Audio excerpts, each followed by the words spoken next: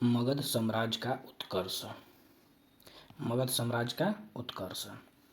मगध महाजनपद के अंतर्गत वर्तमान बिहार का जो क्षेत्र आता था वह था आधुनिक पटना व गया जिला। हर्यक वंश का संस्थापक था बिंबिसार। बिंबिसार ने शासन किया 544 ईसा पूर्व से 492 ईसा पूर्व, लगभग 52 वर्ष तक। जैन संहिता के अनुसार बिंबिसार का अन्य नाम था श्रेणिक। हर्यक वंश का शासक जिसने कौशल राज की पुत्री प्रसेनजित की बहन से विवाह कर वैवाहिक संबंधों का आरंभ किया। बिंबिसार ने अजातशत्रु की माता का नाम था चेलना। बिंबिसार की दूसरी पत्नी वह लिच्छवी राजकुमारी थी। बिंबिसार की तीसरी पत्नी क्षेमा राजकुमारी थी, पंजाब के मद्र कुल की। बिंबिसार की पत्नी जो बौद्ध भिक्षुणी बन गई थी क्षेमा। बिंबिसार ने जिसके दरबार में अपना राज्य वैद्य जीवक को उज्जैनी भेजा वह चंडप्रघोत थे। बिंबिसार अनुयायी था बौद्ध धर्म का। मगध की प्रथम विजय थी अंग के विरुद्ध। बिंबिसार की हत्या की थी बिंबिसार के पुत्र अजातशत्रु ने। अजातशत्रु का शासन काल था 492 ईसा पूर्व से 460 ईसा पूर्व तक। कुणिक एक उपनाम था अजातशत्रु का। अजातशत्रु ने युद्ध में रथमूसल व महाशिलकंटकम नामक हथियारों का प्रयोग किया लिच्छवियों के विरुद्ध। अजातशत्रु ने शासन किया 32 वर्षों तक, पुराणों के अनुसार 28 वर्षों तक। अजातशत्रु की मृत्यु हुई थी उसके पुत्र उदयन द्वारा। उदयन ने शासन किया था लगभग 16 वर्ष तक, 460 ईसा पूर्व से 444 ईसा पूर्व तक। मगध की राजधानी राजगृह से पाटलिपुत्र स्थानांतरित की थी उदयन ने। पाटलिपुत्र नगर की स्थापना की थी उदयन ने। पाटलिपुत्र बसा है गंगा व सोन नदी के संगम तट पर। उदयन अनुयायी था जैन धर्म का। हर्यक वंश का अंतिम शासक था उदयन का पुत्र नागदशक। हर्यक वंश के पश्चात मगध में उदय हुआ था शिशुनाग वंश का। शिशुनाग वंश की स्थापना की थी नागदशक के अमात्य शिशुनाग ने। शिशुनाग वंश की स्थापना की थी 412 ईसा पूर्व में। शिशुनाग ने जिस स्थान को अपनी राजधानी बनाया वह था वैशाली। शिशुनाग ने शासन किया लगभग 18 वर्ष तक। शिशुनाग के बाद सिंहासन पर बैठा शिशुनाग का पुत्र काला अशोक ने। काकवर्ण अन्य नाम था काला अशोक का। वह ग्रंथ जिसमें काला अशोक को काकवर्ण कहा गया है पुराण व दिव्यावादन में। काला अशोक के शासन काल में बौद्ध संगति हुई, द्वितीय बौद्ध संगति। काला अशोक का शासन काल था 394 ईसा पूर्व से 366 ईसा पूर्व तक, लगभग 28 वर्ष। हर्षचरित के अनुसार काकवर्ण की मृत्यु हुई। पाटलिपुत्र में घूमते हुए महापद्मनंद द्वारा हत्या कर दी गई। शिशुनाग वंश के बाद वह वंश जिसका उदय हुआ नंदवंश का। नंदवंश का संस्थापक था महापद्मनंद। नंदवंश का उदय हुआ था 344 ईसा पूर्व में। नंदवंश ने शासन किया लगभग 21 वर्ष तक। नंदवंश का अंतिम शासक था धनानंद। सिकंदर के आक्रमण के समय मगध का शासक था धनानंद। ग्रीक लेखकों ने धनानंद का उल्लेख किया है अग्रमीज नाम से। चाणक्य को दरबार से अपमानित किया था धनानंद ने। धनानंद की हत्या की थी चंद्रगुप्त मौर्य ने। मगध के जिस शासक ने सिंहासन के लिए अपने पिता की हत्या की थी तथा उसे भी उसके पुत्र द्वारा मार दिया गया अजातशत्रु को। मगध का वह राजा जो गौतम बुद्ध का समकालीन था बिंबिसार। मौर्य से पहले मगध के जिस शासक ने कलिंग में नहर का निर्माण कराया था महापद्मनंद ने। मगध का उल्लेख सर्वप्रथम मिलता है अथर्ववेद में। हर्यक वंश का शासक जो कुणिक कहा जाता था अजातशत्रु को, कौशल नरेश प्रसेनजित ने युद्ध में पराजित होकर अपनी पुत्री वजीरा का विवाह कर दिया था अजातशत्रु के साथ। मौर्य साम्राज्य। मौर्य साम्राज्य की स्थापना अवधि है 322 ईसा पूर्व से 185 ईसा पूर्व के बीच। मौर्य वंश के बारे में जानकारी के प्रमुख स्रोत हैं साहित्यिक साक्ष्य, विदेशी विवरण व पुरातात्विक साक्ष्य। मौर्य वंश के इतिहास पर प्रकाश डालने वाले साहित्यकार हैं बौद्ध, जैन व ब्राह्मण संहिता।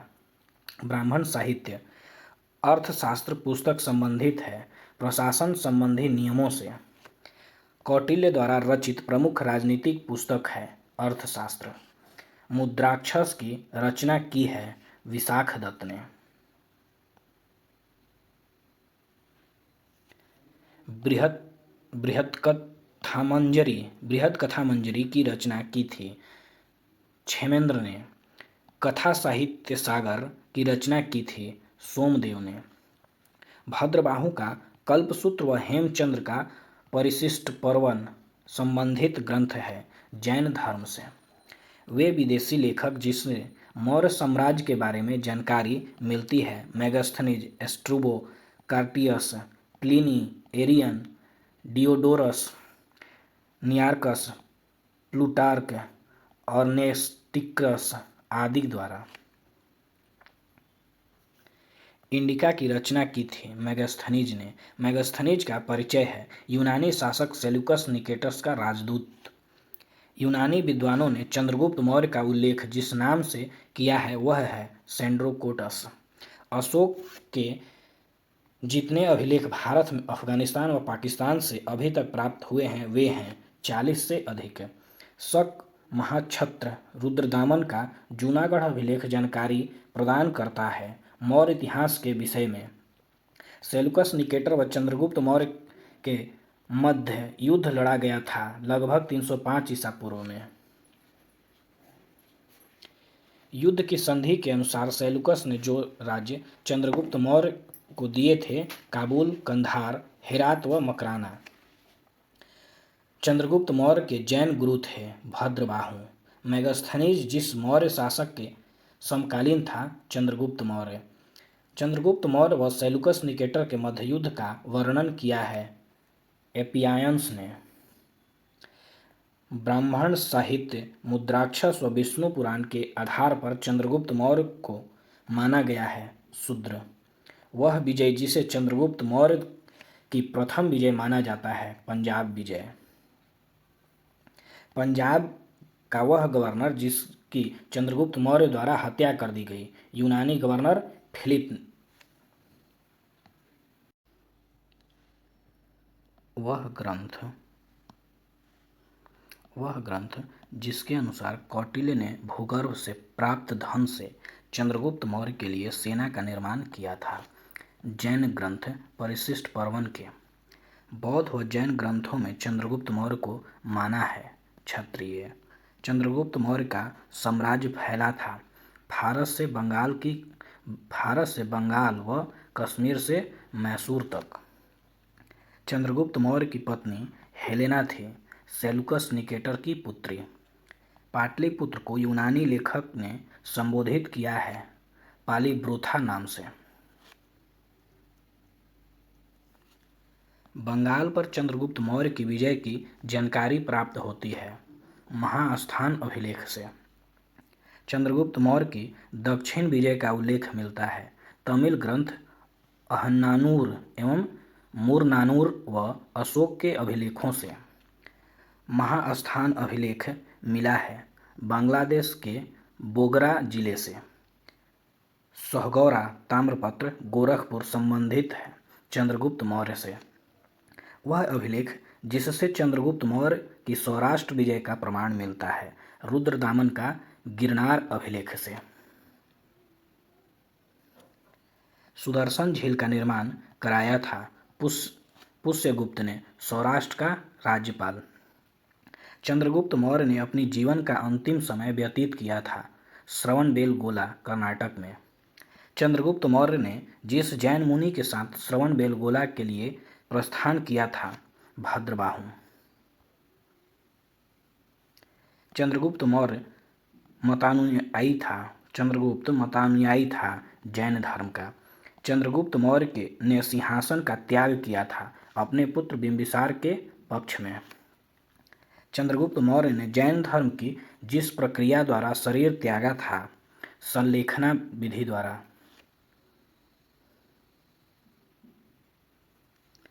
चंद्रगुप्त मौर्य की मृत्यु हुई थी 298 ईसा पूर्व में। वह अभिलेख जिसमें अशोक व चंद्रगुप्त मौर्य का नाम एक साथ मिलता है, जूनागढ़ अभिलेख में। चंद्रगुप्त मौर्य का उत्तराधिकारी था बिंदुसार। बिंदुसार सिंहासन पर बैठा था 298 ईसा पूर्व में।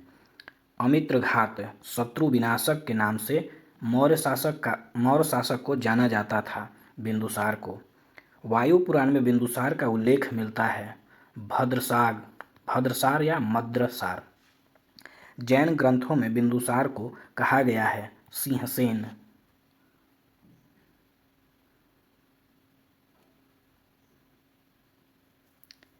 सीरिया के शासक एंटियोकस प्रथम ने डाइमेकस नामक राजदूत, जिसे मौर्य शासक के दरबार में भेजा था बिंदुसार के। मौर्य दरबार में मेगास्थनीज का उत्तराधिकारी माना जाता था डाइमेकस को। बिंदुसार ने सीरिया के शासक से मांग की थी अंगूरी मदिरा, सूखी अंजीर तथा एक दार्शनिक की। सीरिया के शासक एंटियोकस ने बिंदुसार की जो मांग ठुकरा दी वह थी एक दार्शनिक की।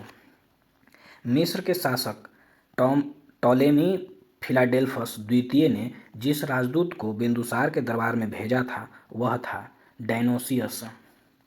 वह ग्रंथ जिससे यह ज्ञात होता है कि बिंदुसार की राज्यसभा में आजीवक संप्रदाय का एक ज्योतिष पिंगलवत्स निवास करता था दिव्यावादन से।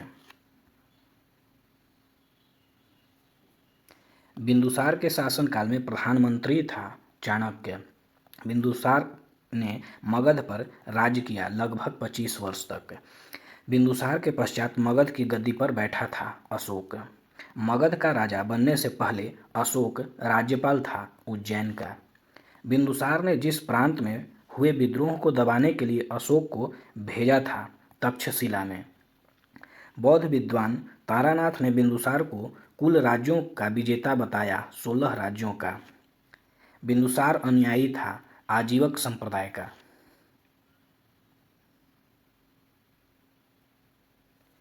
अशोक का वास्तविक राज्याभिषेक हुआ था 269 ईसा पूर्व में। वह अभिलेख जिसमें सम्राट अशोक का नाम अशोक मिलता है मास्की, गुर्जरा, नेट्टूर व उदेगोलम अभिलेख में। देवनामी प्रियदर्शी मौर्य शासक का नाम था अशोक का। देवनाम प्रियदर्शी का शाब्दिक अर्थ होता है देवताओं का प्यारा। पुराणों में अशोक को जिस नाम से संबोधित किया गया है अशोकवर्धन। दीपवंश ग्रंथ में अशोक को कहा गया है करमोली, जिसके अनुसार अशोक ने अपने 99 भाइयों की हत्या कर सिंहासन पर प्राप्त किया। सिंहली अनुश्रुति के अनुसार वह शिलालेख जिसमें अशोक ने स्वयं को बुद्ध शाक्य कहा है मास्की के लघु शिलालेख में। अशोक के अभिलेखों को सर्वप्रथम पढ़ा था जेम्स प्रिंसेप ने 1837 ईस्वी में। अशोक के राज्याभिषेक के बाद जिस वर्ष में कलिंग युद्ध हुआ, राज्याभिषेक के 8वें वर्ष में कलिंग तोसली युद्ध हुआ था 261 ईसा पूर्व में। तोसली राजधानी थी कलिंग की। अशोक के अभिलेख से कलिंग युद्ध की जानकारी मिलती है 13वें अभिलेख से।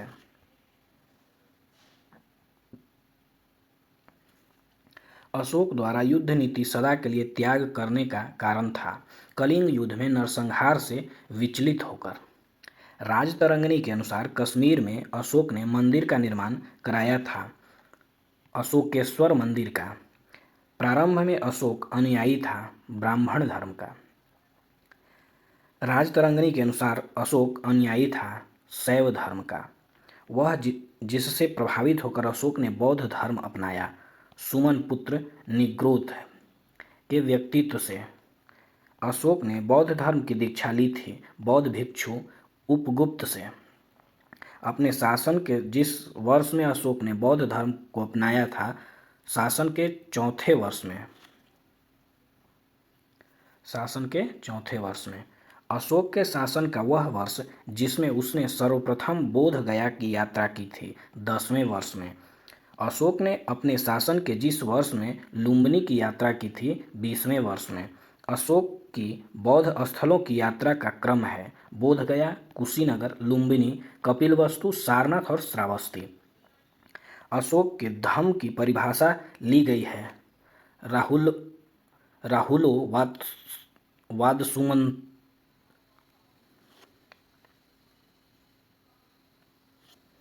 अशोक के प्रयाग व कौशाम्बी स्तंभ लेखों में अशोक की पत्नी का उल्लेख है कारुवाकी का।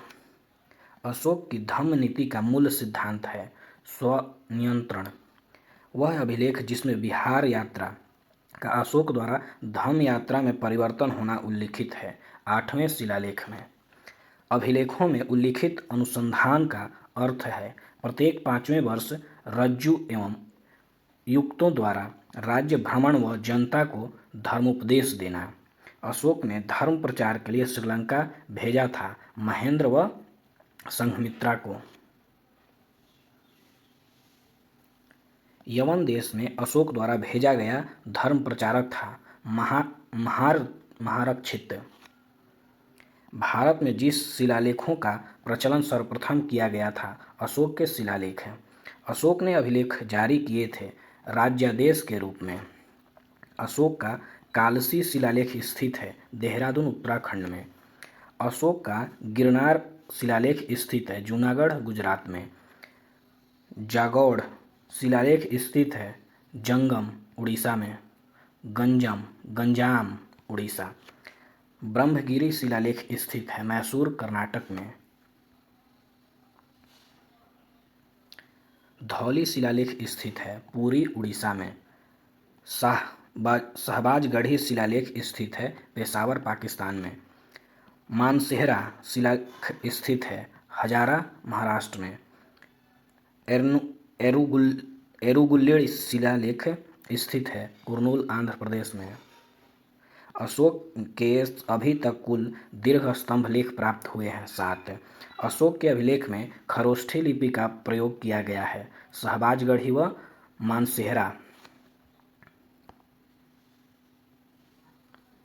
अशोक का सर्वाधिक छोटा अभिलेख है रूमीदेई अभिलेख का विषय था आर्थिक। रामपुरवा स्तंभ लेख स्थित है बिहार में। अशोक का अभिलेख जो ग्रीक व अरमाइक भाषा में प्राप्त हुआ है कंधार अभिलेख सर-ए-कुना। अशोक का वह शिलालेख जिसमें अशोक ने सभी मनुष्यों को अपनी संतान की तरह उल्लिखित किया है पहले शिलालेख में। अशोक का वह अभिलेख जिसमें चिकित्सा एवं चोल, पांड्य व केरल पुत्र की चर्चा की गई है दूसरे शिलालेख में। मौर्यकालीन समाज एवं वर्ण व्यवस्था का उल्लेख जिस शिलालेख में मिलता है 5वें शिलालेख में मिलता है। अशोक का वह शिलालेख जिसमें सम्राट की धार्मिक यात्राओं का वर्णन मिलता है 8वें शिलालेख में। 11वें शिलालेख में व्यवस्था की गई है धम्म नीति की। स्त्री महामात्र की चर्चा अशोक के जिस शिलालेख में की गई है 12वें शिलालेख में। 13वें शिलालेख में वर्णन किया गया है कलिंग युद्ध का व आटविक जातियों का।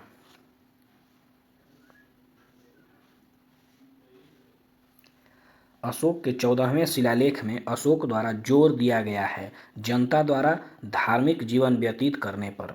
अशोक के समकालीन प्रांत दक्षिण पथ की राजधानी थी सुवर्णगिरी। अशोक के समय में प्राची मध्य प्रदेश की राजधानी थी पाटलिपुत्र। अशोक की मृत्यु हुई थी 232 ईसा पूर्व में लगभग। अशोक ने शासन किया लगभग 41 वर्षों तक।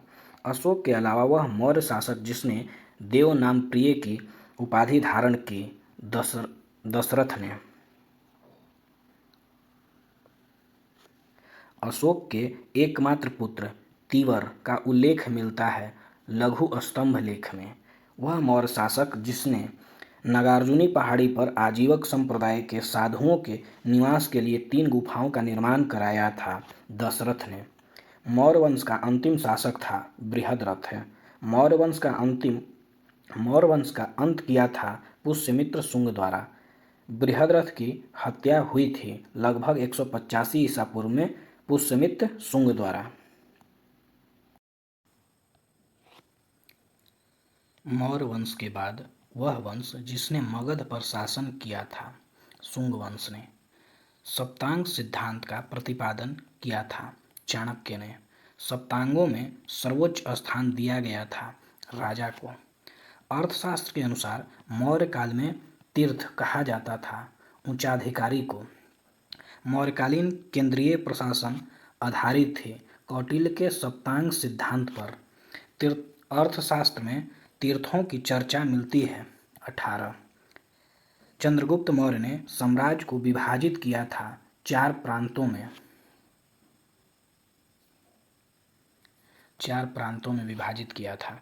मौर्य काल में प्रांतों का शासक कहलाता था राजवंशीय कुमार या आर्यपुत्र। मौर्य काल में प्रांत कहलाते थे चक्र। अशोक के शासनकाल में प्रांतों की संख्या थी 5। अशोक के शासनकाल में 5वां प्रांत था कलिंग। मौर्य काल में आहार या विषय के प्रशासन कहलाते थे विषयपति या स्थानिक। मौर्य काल में द्रोणमुख कहा जाता था 400 गांवों के समूह को।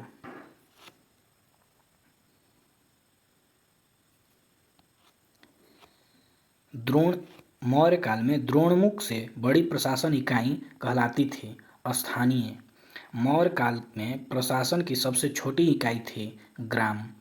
मौर्य काल में ग्राम प्रमुख कहलाता था ग्रामीणी। मौर्य काल में गोप का कार्य होता था राजस्व संग्रह व गांव के छोटे कार्य।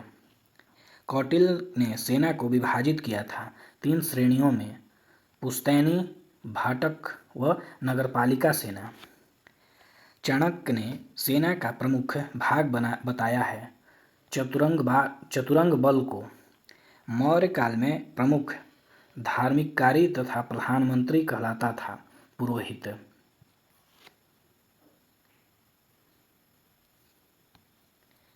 मौर्य काल में समाहर्ता कहा जाता था राजस्व विभाग के प्रधानमंत्री को। मौर्य काल में नायक कहा जाता था सेना के संचालक अथवा नगर के रक्षा अध्यक्ष को। मौर्य काल में सेना की सामग्री जुटाने वाली प्रमुख अधिकारी कहलाता था दंडपाल। मौर्य काल में राजकीय कोषाध्यक्ष कहलाता था सन्निधाता। मौर्य काल में आटविक कहा जाता था वन विभाग के प्रधान अधिकारी को। मौर्य काल में सम्राट की अंगरक्षक सेना का प्रधान अधिकारी कहलाता था अंतर्वैशिक।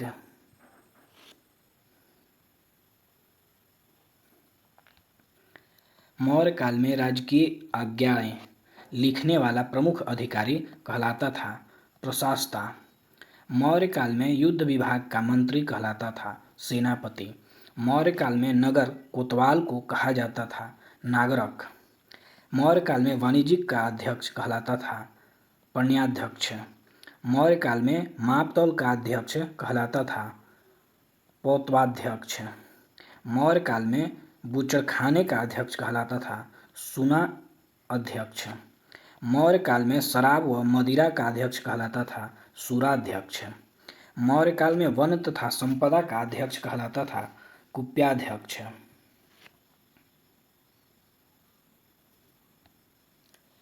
मौर्य काल में धातु विभाग का अध्यक्ष कहलाता था लोहाध्यक्ष। मौर्य काल में टकसाल का अध्यक्ष कहलाता था लक्षणाध्यक्ष। मौर्य काल में पासपोर्ट विभाग का अध्यक्ष कहलाता था मुद्राध्यक्ष।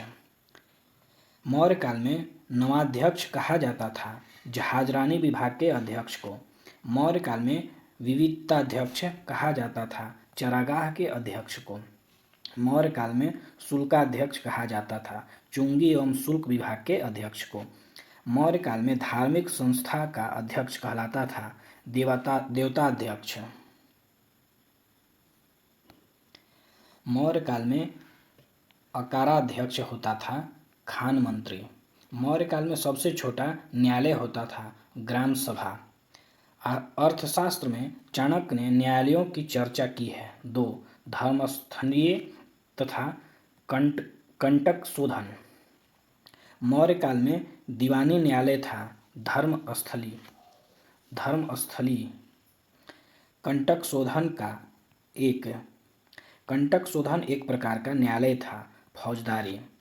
अर्थशास्त्र में गुप्तचरों को कहा जाता था गूढ़ पुरुष। मौर्य काल में गुप्तचर विभाग को कहा जाता था महामत्यापरस। अर्थशास्त्र में पुलिस के लिए शब्द का उपयोग किया गया है रक्षिण। कौटिल्य ने तलाक के लिए जिस शब्द का प्रयोग किया है मोक्ष। मौर्य काल में स्वतंत्र रूप से जीवन यापन करने वाली विधवाएं कहलाती थी छंदवासिनी। मौर्य काल में घरों में रहने वाली संभ्रात स्त्रियों को कहा जाता था अनिष्कार्षणी। मौर्य काल में देव मूर्तियां बनाने वाली मूर्तिकारों को कहते थे देवताकारु। अशोक ने कुल स्तूपों का निर्माण कराया था 84,000।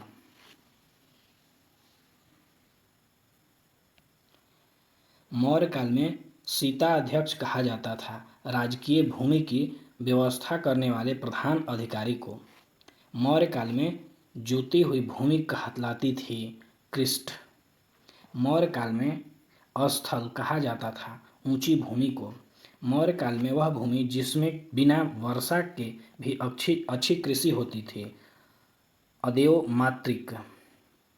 मौर्य काल में राज्य कर की दर थी उपज का 1/6 भाग। मौर्य काल में राजकीय भूमि से होने वाली आय कहलाती थी सीता। मौर्य काल में निर्यात कर कहलाता था निष्क्रम्य। मौर्य काल में बलि कहा जाता था एक प्रकार के राजस्व कर को। मौर्य काल में उत्कृष्ट शब्द प्रयोग होता था बिना जोती हुई भूमि के लिए। मौर्य काल में अनाज के स्थान पर नगद कर कहलाता था हिरण्य। चाणक्य के अनुसार उपवास कहा जाता था काश्तकार को। मौर्य काल में श्रेणी कहा जाता था शिल्पियों के संगठन को। मौर्य काल में श्रेणी न्यायालय का प्रधान कहलाता था महाश्रेष्ठी। मौर्य काल में चांदी की बनी हुई मुद्रा थी करसापण पण और धारण। मौर्यकालीन निष्क जिस धातु का बना होता था सोने का। मौर्यकालीन मासक व काकनी होते थे तांबे के सिक्के। मौर्य की राजकीय मुद्रा थी पण। मौर्य काल में मुद्रा का परीक्षण करने वाला अधिकारी कहलाता था रूपदर्शक। मौर्य काल में शीर्ष स्थल अधिकारी का वेतन होता था 48,000 पण। मौर्य काल में पण का वजन था 3/4 तौल चांदी। मौर्य काल में पश्चिमी भारत का मुख्य बंदरगाह था भृगुकच्छ। मौर्य काल में पूर्वी भारत का प्रमुख बंदरगाह था ताम्रलिप्ति। मौर्य काल में आयात पर लगने वाले शुल्क कहलाता था प्रवेश्य।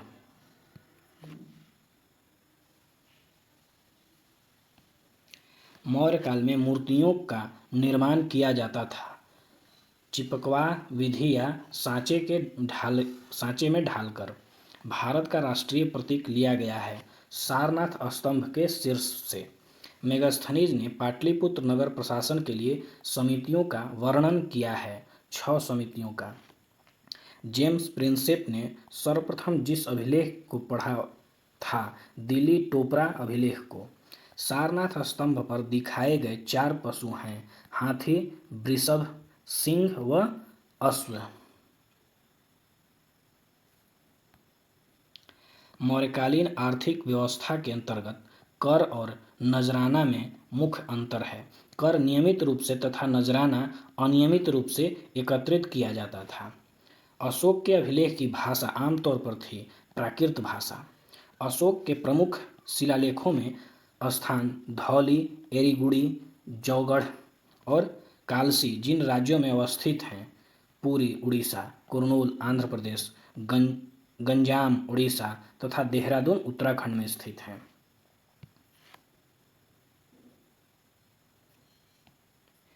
अर्थशास्त्र के अनुसार स्त्री दास अपने मालिक के संसर्ग से पुत्र जन्म कर कानूनी तौर पर मुक्त हो जाती थी तथा उस पुत्र को मालिक का पुत्र होने का कानूनी हक मिलता था। वह ग्रंथ रचित है कौटिल्य द्वारा।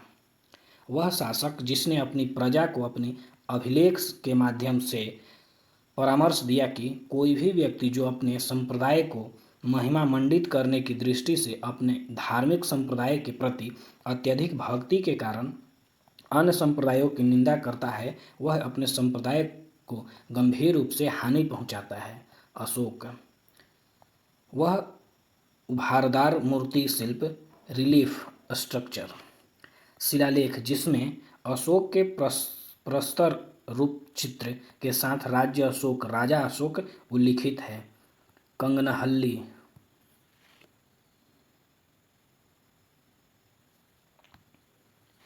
भुवनेश्वर स्थित लिंगराज मंदिर, धौली स्थित शैलकृत हाथी, महाबलीपुरम स्थित शैलकृत स्मारक तथा उदयगिरी स्थित वराह मूर्ति में सबसे पहले निर्मित किया गया था। धौली स्थित शैलकृत हाथी अशोककालीन। अशोक का वह शिलालेख जो धार्मिक संश्लेषण समन्वय के बारे में कहता है 12वां शिलालेख है। मौर्य काल में एग्रोनोमाई अधिकारी जिस क्षेत्र से संबंधित थे, मार्ग निर्माण, कलिंग युद्ध का विवरण हमें ज्ञात होता है 13वें शिलालेख द्वारा।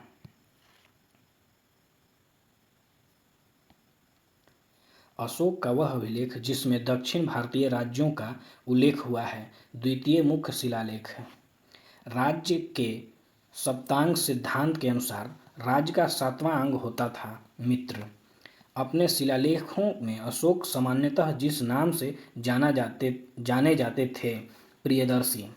प्राचीन भारत की वह लिपि जो दाहिने से बाईं ओर लिखी जाती थी, खरोष्ठी।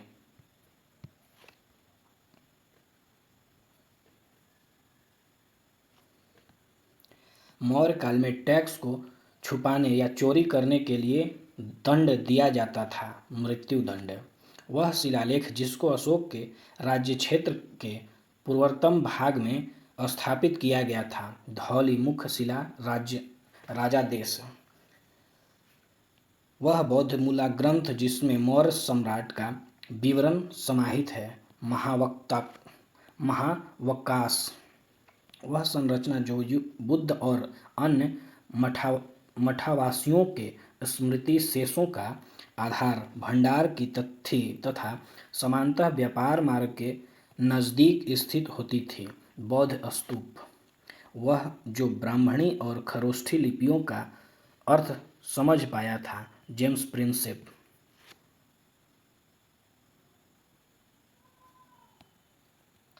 सम्राट अशोक का एकमात्र उत्कीर्ण शिला रूपचित्र पाया गया है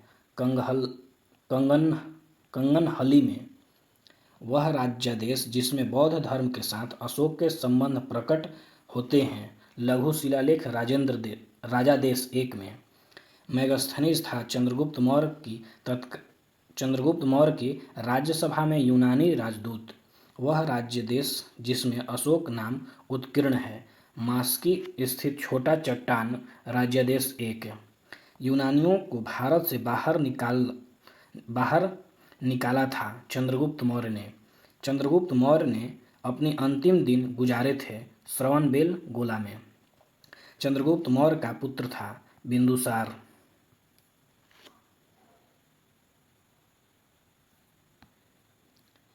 अशोक के अधीन मौर्य राजतंत्र का सबसे सही वर्णन होगा। प्रबुद्ध स्वेच्छाचारी शासन। स्वेच्छाचारी शासन। अशोक की प्रशासनिक नीतियों में भारी परिवर्तन आया। कलिंग युद्ध के पश्चात मौर्य राजा अशोक का अन्य नाम था देवनामप्रिय प्रियदर्शी। अशोक के शिलालेख से जानकारी मिलती है जीवन वृत्त, आंतरिक नीति, विदेश नीति की। कलिंग युद्ध के बाद जिस शिलालेख से सम्राट अशोक का रूपांतरण वर्णित है, रॉक एडिक्शन 8। कलिंग युद्ध हुआ था 261 ईसा पूर्व में।